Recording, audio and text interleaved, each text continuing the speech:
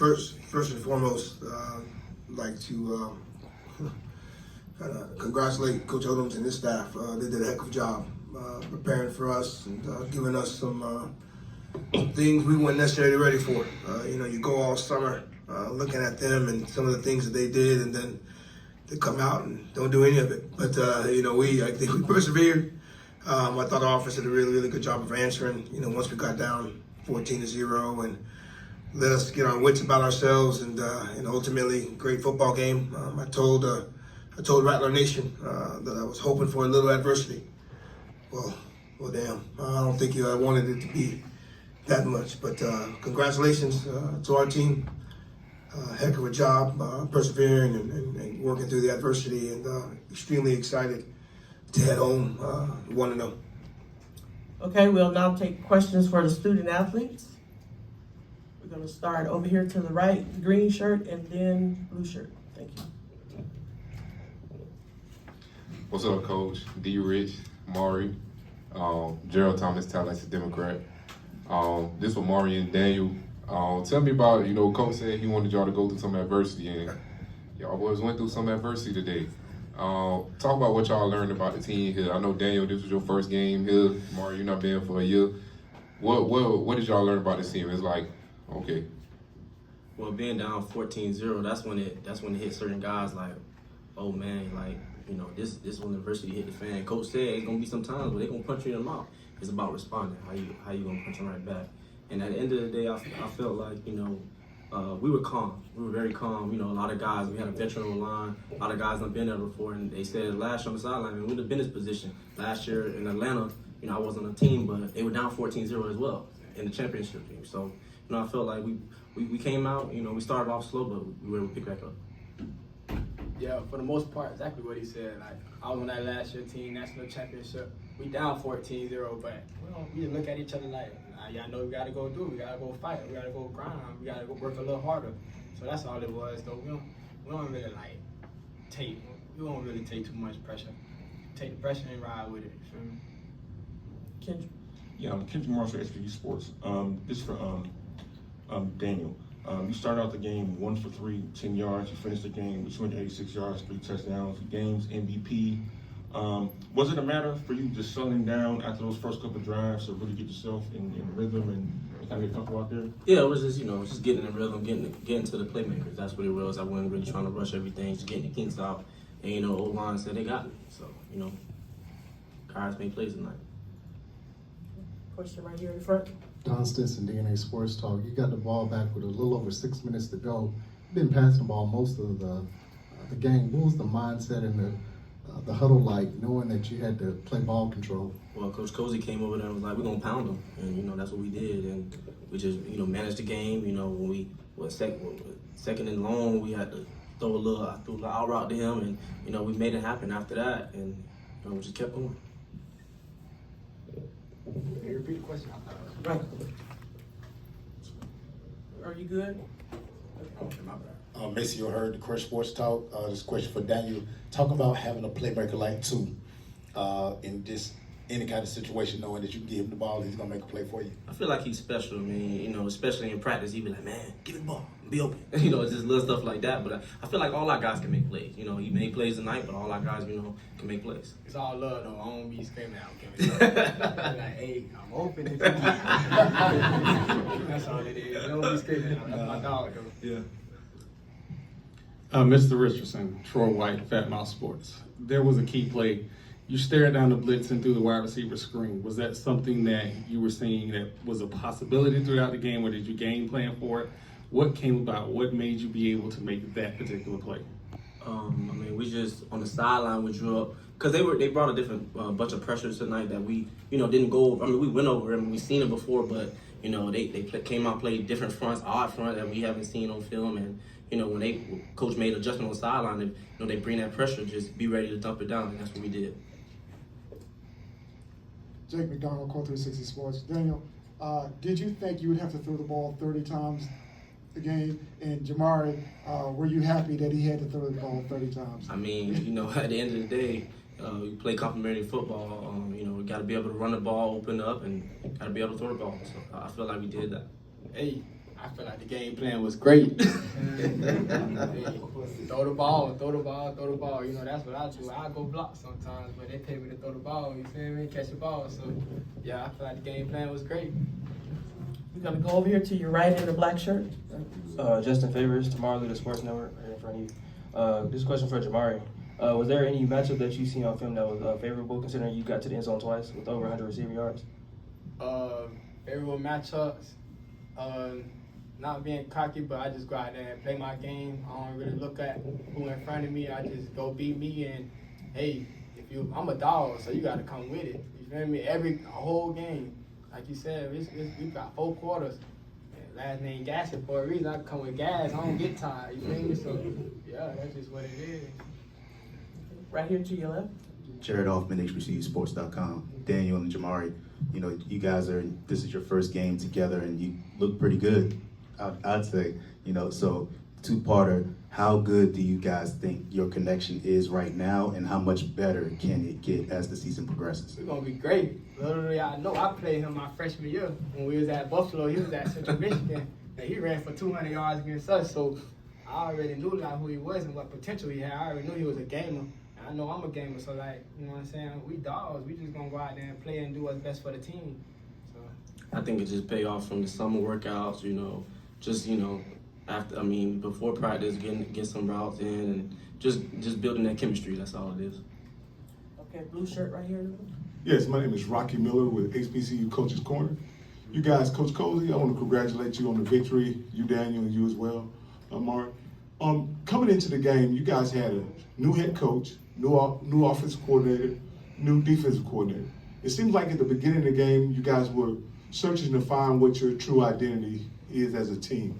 And anyone who wants to answer can answer this question. Going into the game, what did you think your identity was going to be? And then coming out of this game, what do you think your identity actually is? Just the players. Oh, well, identity going to the game, the identity finish the game is like we just always gonna finish. We're always gonna work. You know what I'm saying? Ain't really too much to it. We got a game plan. Like you said, they came out something different, but we stick to our game plan. We made a little tweaks, but we stick to our game plan. He said it best. Alyssa Cooper with the FAMU, this is for Richardson and Gassett. With you guys being down early in the game, having to go on the road in a neutral site game and having to face adversity early and being able to adapt, how do you feel like that's going to help your confidence throughout the season, and especially being able to come home next weekend and play at home at Bragg? Well, first thing, we don't lose at Bragg. That's number one. Facts. I will say, you know, watching film, we have to start faster on both sides of the ball and special teams. And, you know, when you start fast, we get in the rhythm. I don't think nobody can stop us. Final 2 questions in the back. First with Vaughn, and then the lady in the back. Vaughn with HBCU Game Day Capital Outlook. Daniel, you said last year, December 16th, you had already decided you were going in the portal, and you watched the Celebration Bowl, and you said, wow, that school's got a winning culture. Was it everything you expected leading the team today? Definitely felt it. Especially being down and guys are just like, man, we've been here before, we got this. And, you know, guys stepped up to the plate and we made it happen. And just saying, like, he knew coming in, like, we got a target on our back. We just won a championship. Everybody gonna, if they 0-10 or never won a game, they gonna play us like we Alabama or something. Like, you feel me? Like, they gonna come hard. So he already know what he stepped into.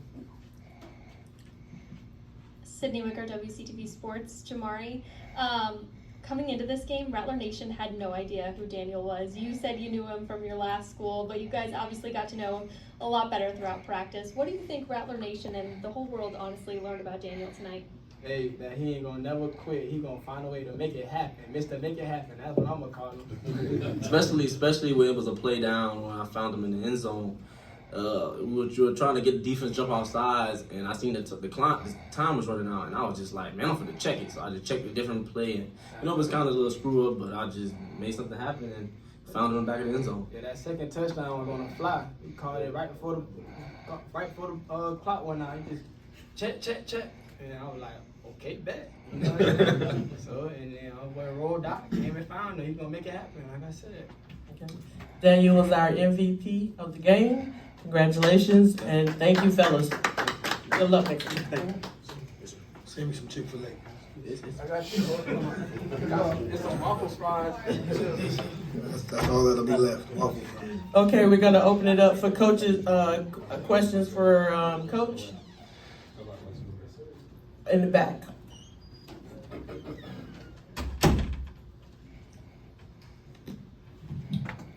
Coach, obviously being in Atlanta is nothing new to FAMU. You guys were just here, won the title here.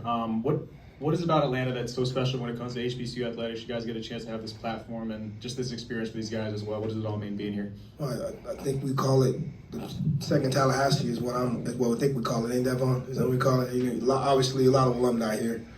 And Atlanta is the place you have to come to win the championship. So, I mean, it just happens to be that, getting a chance to start here and hopefully end here. And that's kind of been the motto since taking the job in late January. So, exciting place. It was great atmosphere, a little bit closer than I wanted it to be, but obviously being on the right side of it is always a blessing. Over Coach, to your right, Coach. Earl Kitchings, Quarterfinal Back Awards. Could you speak to your thoughts about the leadership of Daniel today, coming in as a new quarterback, although he had experience, but could you speak to his leadership for leading FAMU starting today? Well, to me, tonight, I think he just did his job. It wasn't a whole rah-rah speech. It wasn't any of that. It was just a man, we had a game plan.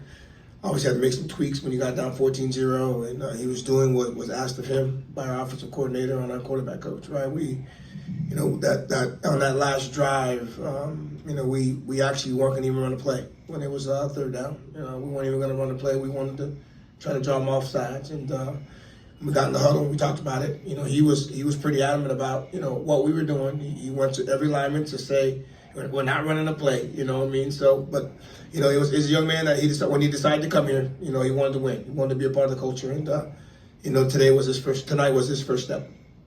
Coach, we're gonna stay to your right. What's up, Coach? Somebody. Gerald Thomas, Tallahassee Democrat. First off, congratulations on your first win. Thank you. Here at FAMU. Coach, like you said, like I asked the players about the adversity. You wanted the adversity. And I feel like, of course, you've known more about this team that the world may know. Seeing your team rally together and make that comeback effort on a national stage once again as they did last year, what does the world now know about FAMU football under James Colzie III? Well, first of all, let's talk about that picture that you found of me in the article yesterday. You guys did an article about me yesterday, and you found a picture of me when I was 8 years old. Now, you got to understand, I have no idea where that picture came from. Okay, so I'm going to start with that. But now, ask that question again, because while you were talking, all I could think about was that picture that you had of me when I was 8. So re-ask that question, please, if you don't mind. Yeah, Coach, but y'all making another comeback on the national stage as y'all did at the Celebration Bowl and now doing it here at the MEAC SWAC Challenge.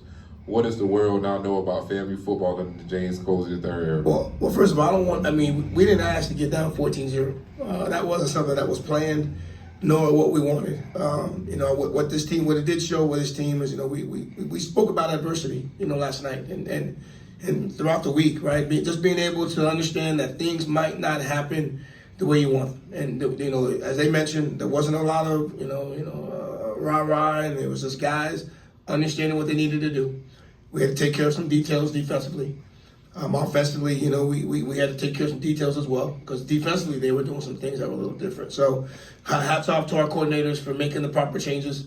And obviously at the end, it was extremely similar to last year's game against Jackson State, where they held the ball the entire fourth quarter. We had the game, we were winning. Their offense got the ball with 8 minutes left, and Jackson State never got the ball back. Tonight, had the ball, 6 minutes left. Norfolk State never got the ball back. So these are situations that we talk about. We talk about the end of the game situations, 4-minute situations, and hats off again to what Coach Henry and the offensive staff did. They got us that victory tonight, and again, extremely excited just to be happy to be 1-0. But when you got another MEAC school that you're going to be playing next week. So South Carolina State, they have on film what was successful against us. So now we got to make sure we're ready to get ready for them next weekend.